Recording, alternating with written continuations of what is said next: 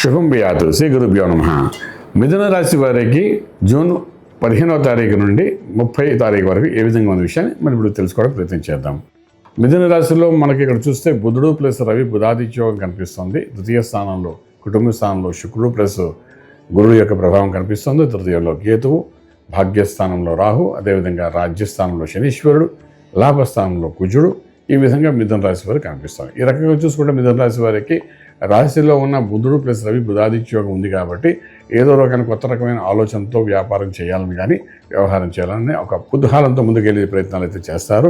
ఆర్థిక విషయానికి వచ్చినప్పుడు ఉద్యోగరీత్యా చేసే ప్రయత్నాలు చేసుకుంటూ సైడ్ ఇన్కమ్ కోసం కూడా మీరు చేసే ప్రయత్నాలు ఆరంభమవుతాయి.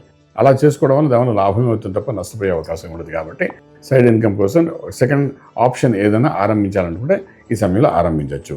అలాగే వ్యాపారస్తులు కూడా కొత్త వ్యాపారాలు మొదలు పెట్టచ్చు. చేస్తున్న వ్యాపారంలో కూడా మనకు డెఫినెట్గా ఎక్స్పాన్షన్ ఆఫ్ ది బిజినెస్ కూడా చేసుకోవచ్చు. దానివల్ల కూడా మంచి ఫలితాలు వస్తాయి. ఇది సరైన శుభ ఆరంభమైన సమయం అని చెప్పడానికి అవకాశాలు ఉన్నాయి. అలాగే ఇంపోర్ట్ ఎక్స్పోర్ట్ వ్యాపారంలో ఒక 10% హైక్స్ ఉంటాయి. అలాగే ఉద్యోగరీత్యా విదేశాలకు వెళ్ళాలనుకున్న వాళ్ళు కూడా కొత్త ప్రయత్నాలు చేసుకోవచ్చు. సక్సెస్ అనేది కొంతవరకు కనిపిస్తుంది.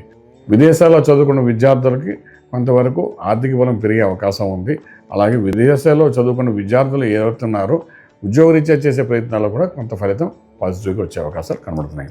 అలాగే మనం తీసుకుంటే ట్రేడింగ్ చేసేటప్పుడు లక్కీ నెంబర్ 5 పాజిటివ్గా పనిచేస్తుంది.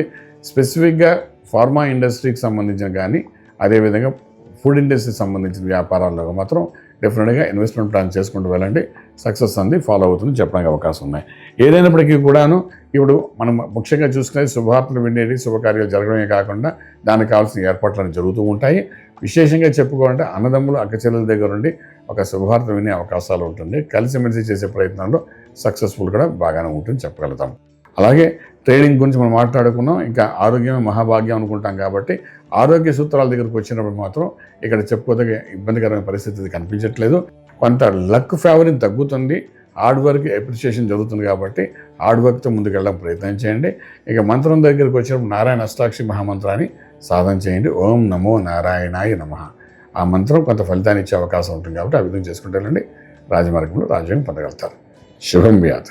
పూర్తి వివరాలకు సంప్రదించండి శ్రీ వేదమాత గాయత్రి జ్యోతిష్యాలయం, Brahmasri మంతా Suryanarayana Sharma garu, Srinilayam, first floor, 101, Sai Vaibhav layout, Chitrapuri colony పక్కన, కాజాగూడ, హైదరాబాద్ 500008.